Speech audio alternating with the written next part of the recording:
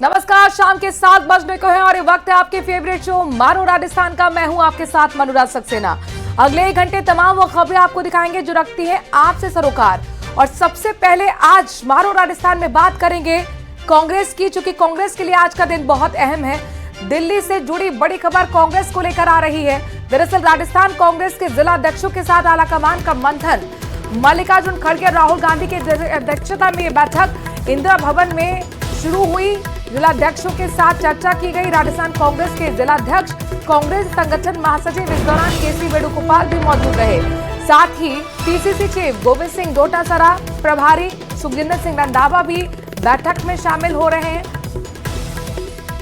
फराह खान हमारे संवाददाता इस खबर पर ज्यादा जानकारी के साथ जुड़ गए हैं। फराह, 40 साल बाद के लगभग सीधे केंद्रीय नेतृत्व की मुलाकात, मीटिंग हो रही है जिला अध्यक्षों के साथ। किन मुद्दों को लेकर चर्चा की जाएगी? कितने एक्साइटेड जिला अध्यक्ष नजर आ रहे हैं? काफी देर हो गई है क्या बैठक शुरू हुए? जी बिल्कुल, देखिए बैठक अपने आप में बहुत महत्वपूर्ण है क्योंकि इसको एक ट्रेनिंग के तौर पर कहा जा रहा है। इसको बताया जा रहा है कि जिला अध्यक्षों की जो ये बैठक है ये राहुल गांधी के साथ है, केसी वेणुगोपाल के साथ है और खुद जो खड़गे हैं वो भी यहाँ पर जो है वो मौजूद है। तो सबसे बड़ी बात यह है कि ट्रेनिंग दी जा रही है कैसे वहां पर चीजों को और अच्छा करना है। और आप देखिए 3.5 घंटे ऑलमोस्ट हो चुके हैं, यानी काफी देर से जो मीटिंग है वो चल रही है। और मीटिंग शुरू होने से पहले भी जो है वो मुलाकातों का जो सिलसिला है वो देखने को मिला था। तो लगभग जो बैठक है वो जारी है और एक तरीके का मंथन हो रहा है कि कैसे और बदलाव लाया जा सकता है और कैसे जिला अध्यक्ष जो हैं वो इस तरीके से काम करें। क्योंकि यहाँ पर सीधे सीधे कांग्रेस की कोशिश ये है कि संगठन को मजबूत करना है बूथ स्तर तक, लिहाजा यहाँ पर जिला अध्यक्षों की ये मीटिंग अपने आप में बहुत महत्वपूर्ण हो जाती है। सीधे जब कम्युनिकेशन, डायरेक्ट कम्युनिकेशन राष्ट्रीय अध्यक्ष के साथ जिला अध्यक्षों का होगा तो एक ऊर्जा का संचार भी होगा जो जाहिर तौर पर संगठन को मजबूत करने में काफी सहायक साबित होगा। शुक्रिया तमाम जानकारी हम तक पहुंचाने के लिए। नजर बनाए रखिएगा इस बड़ी बैठक पर, आगे भी आपसे अपडेट्स लेते रहेंगे। और इससे पहले दौसा में पीसीसी चीफ गोविंद सिंह डोटासरा ने बीजेपी पर जमकर निशाना साधा। सुनिए।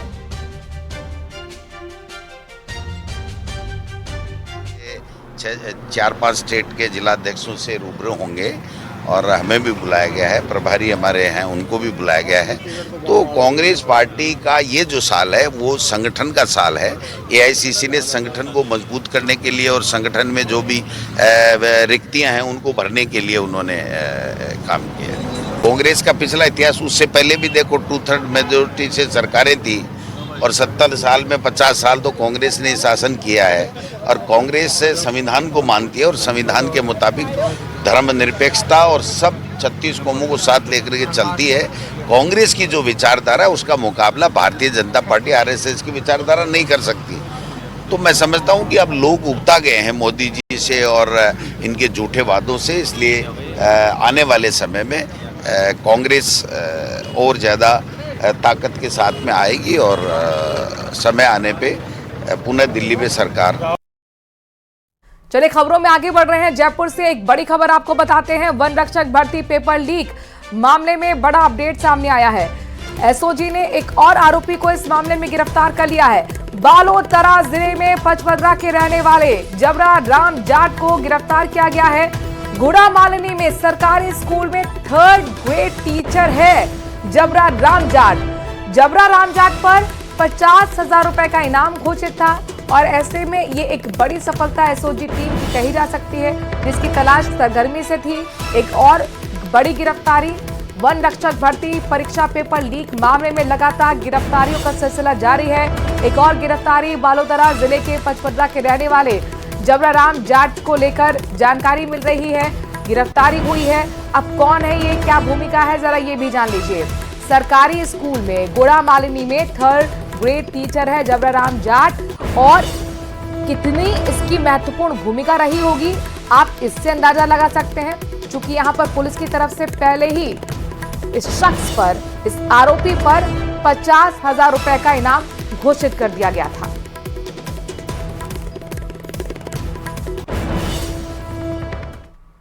चलिए खबरों में आगे बढ़ते हैं और बात उस खबर की करते हैं जिसकी चर्चा पूरे देश में हो रही है। वक्फ संशोधन बिल लोकसभा से पास हो गया है और अब इसे राज्यसभा में पेश कर दिया गया है, जिस पर सियासत भी खूब हो रही है। तो वहीं प्रदेश में बिल पर बवाल मचा हुआ है। जहां एक तरफ कांग्रेस नेता बिल को लेकर निशाना साध रहे हैं, तो वहीं दूसरी तरफ बीजेपी को इस मामले में मुसलमानों की आजादी का बिल बताकर उम्मीद का बिल रखते हुए आगे बढ़ाया जा रहा है। रिपोर्ट देखिए। वक्फ बोर्ड का कोई भी निर्णय किसी को अगर पसंद नहीं है या उसको चैलेंज करना चाहता है, लोकसभा में पास, राज्यसभा में आर पार, बिल पर बवाल, सरकार की नीयत पर सवाल। भारी हंगामे और शोर शराबे के बीच वक्फ संशोधन बिल पर आधी रात इतिहास रच दिया गया। लोकसभा में 288 बनाम 232 के साथ बिल पास हो गया, जिस पर अब सियासत भी खूब हो रही। कांग्रेस नेता सरकार की नीयत और बिल के बहाने हिंदू मुसलमान करने का आरोप लगा रहे हैं। देखिए, 70 साल से इसकी आवश्यकता महसूस नहीं हुई और वो कानून अपना काम कर रहा है।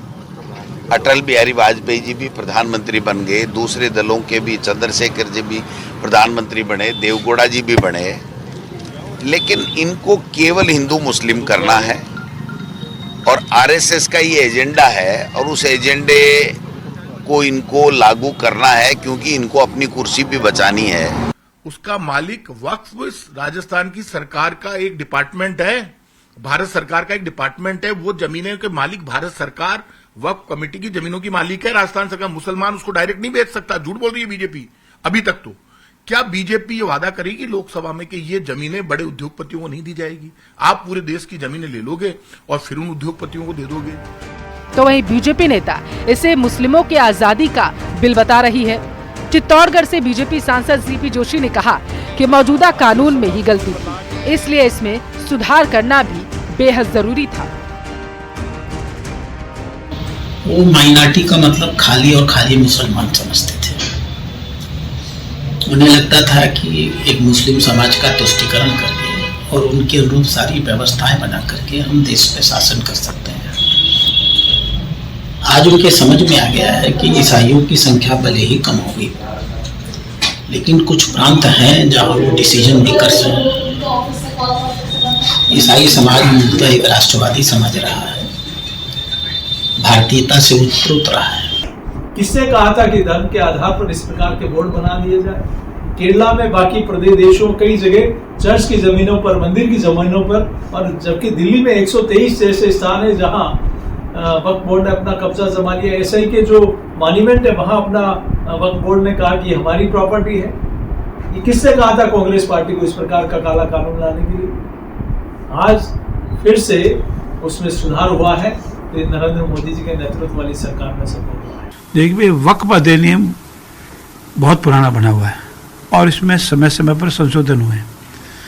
पूर्ण जो ओरिजिनल वक्फ अधिनियम था उसमें ज़्यादा विवाद नहीं था, लेकिन समय समय पर तुष्टीकरण की राजनीति को अपनाकर कांग्रेस ने इसमें वो संशोधन कर दिए जिससे आम आदमी के संपत्ति अधिकारों पर कुठारघात हो रहा है।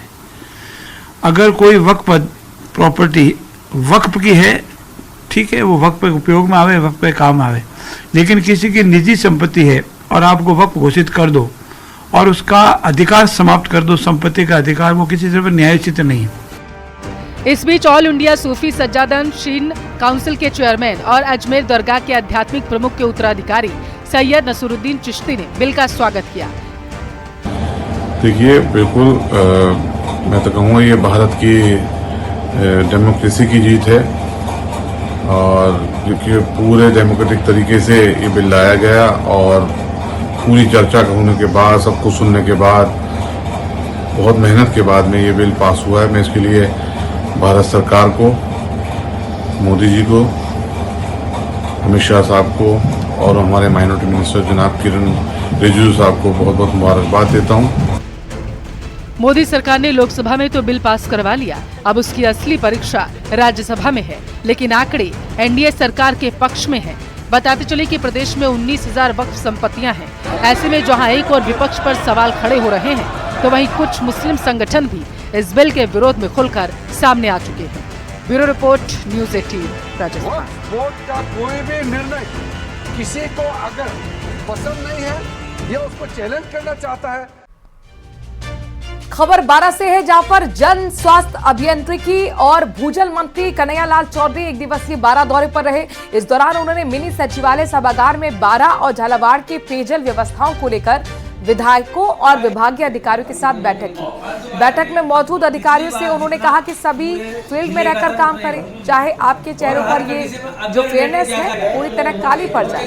अगर नौकरी से प्यार से काम करते रहेंगे, इलाके के जनप्रतिनिधियों को सभी कामों की सूचना देनी चाहिए, सूची दी जानी चाहिए, इनके साथ फील्ड में जाओ और यहाँ पर जो समस्या है उसे दुरुस्त करें। और हर कंडीशन में अगर रेट ज्यादा है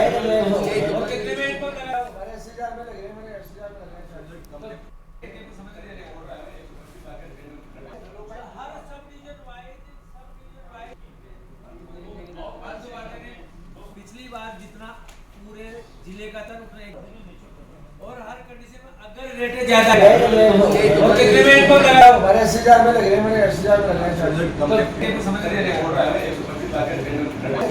हर सब डिवीजन वाइज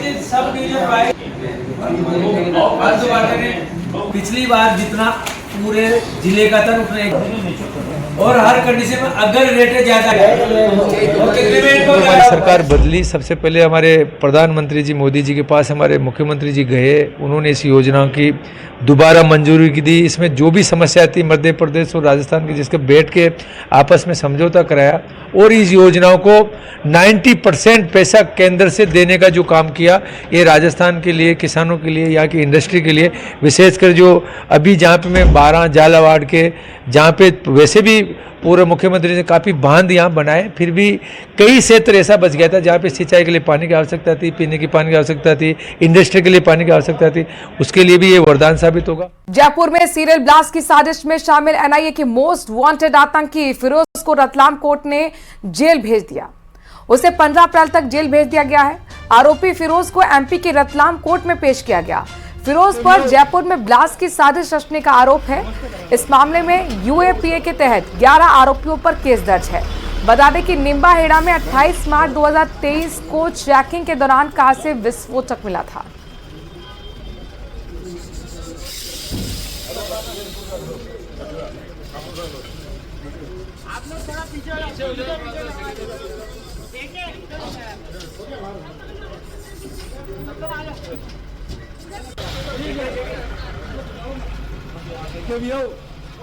और मारो राजस्थान में अब बात करेंगे आग के विनाश लीला की। 3 अलग अलग जिलों में आग के तांडव देखने को मिले हैं। पहली तस्वीर आपको दिखाएंगे दौसा की। यहां पर गडोरा पहाड़ियों में लगी आग लगातार बढ़ती जा रही है। हवाओं की वजह से आग 7 किलोमीटर तक फैल गई है, जबकि पाली के कुंभलगढ़ अभयारण्य में पिछले 6 दिनों से लगी आग पर अब तक काबू नहीं पाया गया है। आप सोचिए कितने बड़े हिस्से को अब तक ये खत्म कर चुकी होगी। वहीं तीसरी तस्वीर हनुमानगढ़ से है, जहां नोहरा में स्थित एक टायर फैक्ट्री में आग लग गई। दौसा, पाली, हनुमानगढ़, जहां पर आप देख सकते हैं अग्निकांड की तस्वीरें। अभी गर्मी सही से शुरू भी नहीं हुई है, लेकिन हर रोज 3 से 4 ऐसी खबरें आम हो गई हैं। दौसा और ये साथ ही उसके अगली तस्वीर पाली की है, जहां पर आप देखिए किस तरीके से जंगलों का एक काफी हद तक बड़ा हिस्सा राख हो चुका है। वनस्पति को बड़ा नुकसान हुआ है। पाली में तो 6 दिन से आग लगी हुई है, लेकिन अब तक नहीं बुझ पाई है। वहीं हनुमानगढ़ में ये टायर की फैक्ट्री है, जहां पर आखिरकार आग क्यों लगी ये तो साफ नहीं हो पाया, लेकिन आग बुझाने की कोशिशें जरूर हो रही हैं। तो हनुमानगढ़ जिले के नोहर में पुराने टायर की फैक्ट्री में भीषण आग लग गई। लाखों रुपए के पुराने टायर जलकर राख हो चुके हैं। पहले आसपास के लोगों ने अपने स्तर पर आग बुझाने की कोशिश की, हालांकि तेज हवा चलने की वजह से वो सफलता उनको नहीं मिल पाई। लोगों ने फायर ब्रिगेड को फिर सूचना दी और इसके बाद दमकल विभाग की टीम पहुंची। कड़ी मशक्कत के बाद आग पर काबू पाया गया। फिलहाल फैक्ट्री में आग कैसे लगी ये अब तक क्लियर नहीं हो पाया है। आप देखिए, चूंकि ये टायर फैक्ट्री थी, लिहाजा टायर से धुआं बहुत तेजी से निकलता है, इसलिए आपको आसमान पूरी तरह से काला नजर आ रहा होगा। ये काला गुबार टायर फैक्ट्री में आग लगने की वजह से आप देख पा रहे हैं। बहुत तेजी से हवा चल रही थी और इसीलिए आग और भी तेजी से फैली।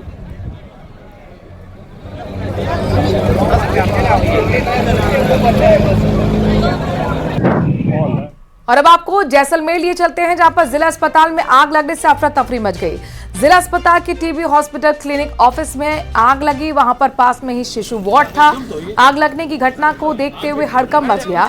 मिली जानकारी के मुताबिक आग लगने के अंदर शॉर्ट सर्किट की घटना से लगने की बात सामने आ रही है। ये बताया जा रहा है कि लैब के अंदर लगी थी और शॉर्ट सर्किट की वजह से लगी थी। नर्सिंग कर्मी, फायर ब्रिगेड वाहन, पुलिस की सूझबूझ से आग पर काबू पा लिया गया है।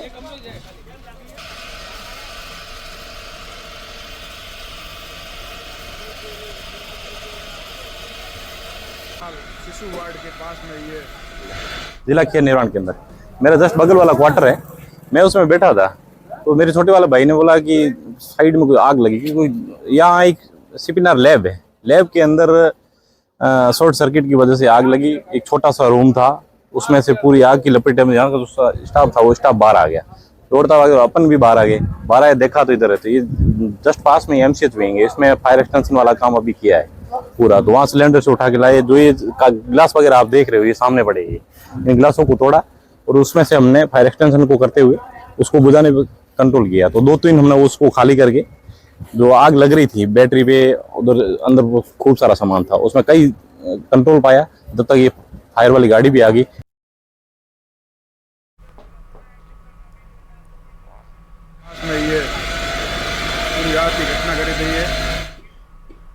जयपुर में आज कलेक्ट्रेट को बम से उड़ाने की धमकी भरा मेल आया। धमकी मिलने के बाद प्रशासन में हड़कंप मच गया। कई घंटों तक सर्च ऑपरेशन चलाया गया। हालांकि गनीमत रही कि कोई संदिग्ध वस्तु नहीं मिली। पूरा मामला क्या है, धमकी में क्या था, रिपोर्ट देखिए।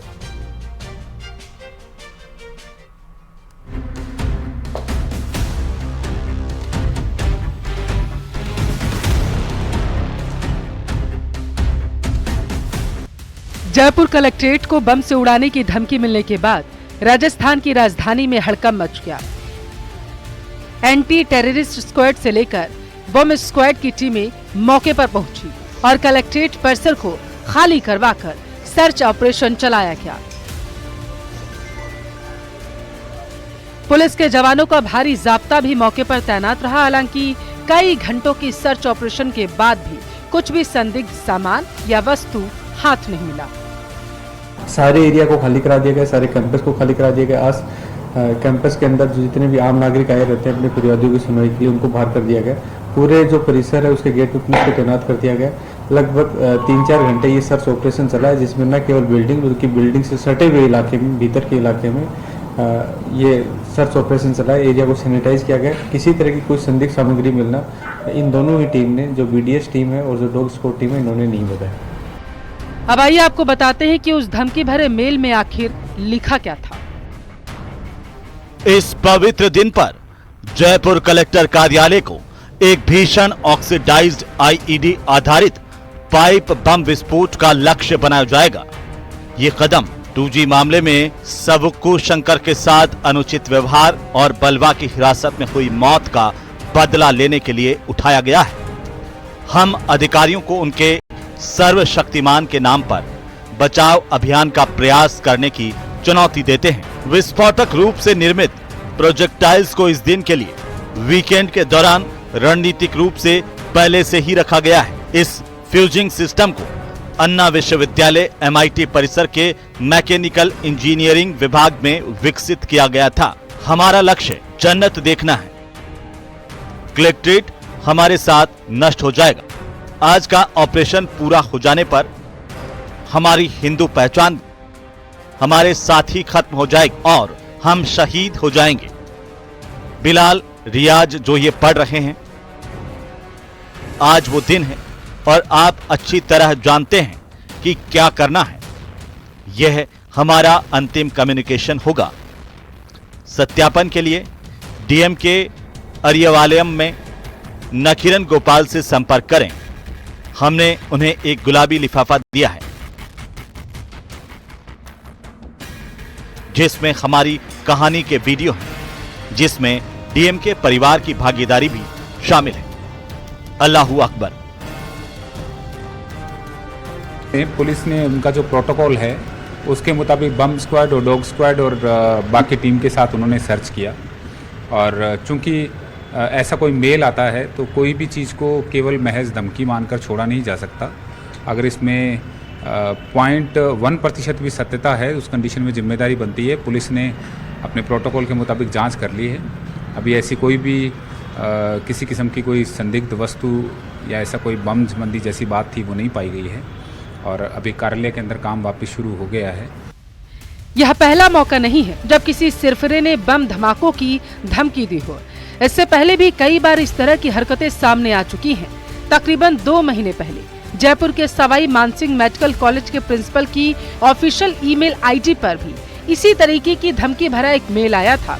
वहीं इससे पहले अक्टूबर 2024 में जयपुर सहित देश के 100 से ज्यादा एयरपोर्ट को बम से उड़ाने की धमकियां मिल चुकी हैं। हालांकि सर्च ऑपरेशन में कभी भी कोई संदिग्ध वस्तु नहीं मिली है। जयपुर से विष्णु शर्मा की रिपोर्ट। और अब बात करते हैं नवरात्र की। कल नवरात्र का 6वां दिन है। कल के दिन मां कात्यायनी की पूजा की जाती है। मां कात्यायनी दुर्गा माता के 9 स्वरूपों में से एक है। मां कात्यायनी को लाल रंग पसंद है और इस दिन लाल रंग का कपड़ा पहनना शुभ माना जाता है। मां कात्यायनी की पूजा करने से व्यक्ति को काम, मोक्ष, धर्म, अर्थ इन चारों फलों की प्राप्ति होती है। आइए जानते हैं नवरात्र के 6ठे दिन कैसे करें पूजा। नवरात्र के 6वें दिन में माता के किन स्वरूपों की पूजा की जाती है, क्या उपाय किया जाना चाहिए? तो माँ का जो 6ठा रूप है वो माँ कात्यायनी देवी का है। माँ कात्यायनी देवी हमारे जीवन में प्रेम को, उल्लास को, रिश्तों के जो बीच में जो प्रेम है वो बढ़ाती है। ठीक। तो अगेन अगर अपनी मैरिड लाइफ को ठीक करना है, आपके जीवन में प्रॉब्लम आ रही है मैरिड लाइफ में, तो माँ कात्यायनी को पकड़ लीजिए। लव मैरिज करना चाहते हैं तो माँ कात्यायनी को पकड़ लीजिए। अगर आप अपने जीवन में भोग विलास की चीज़ें चाहते हैं, गाड़ी चाहिए, घर चाहिए, बंगला चाहिए, तो माँ कात्यायनी को पकड़ लीजिए। अब माँ कात्यायनी आपको वो हर चीज़ दे सकती हैं जो आप चाहते हैं। तो उनको अगेन शहद से बनी हुई चीज़ों का भोग लगाइए। जितनी भी शहद से बनी मिठाइयाँ हैं, लाल मिठाइयाँ हैं, गुड़ से बनी मिठाइयाँ हैं, उनको प्रिय भोग है उनका। और साथ ही साथ उनको लाल पुष्प, ओम कात्यायने नमो नमः का अगर आप जाप करते हैं तो आपको वो भौतिक हर चीज़ वो प्राप्त कर देती है जो आपको चाहिए। तो ओम माँ कात्यायने नमो नमः का जाप करना बिल्कुल ना भूलिए और लाल चीज़ों का भोग लगाना बिल्कुल ना भूलिए। और इसी के साथ मारू राजस्थान में हमारे लिए वक्त है एक छोटे से ब्रेक का। ब्रेक